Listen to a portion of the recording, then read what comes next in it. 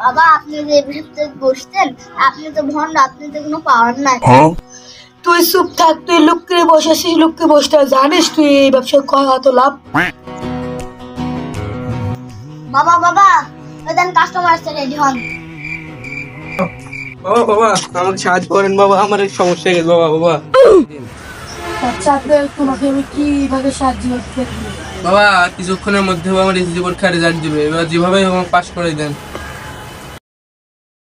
বাচ্চা এই কাজের জন্য তোমার বহুত দরকার।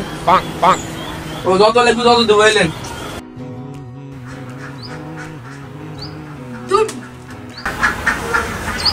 দেখতে এর রেজাল্টটা কি এরকম।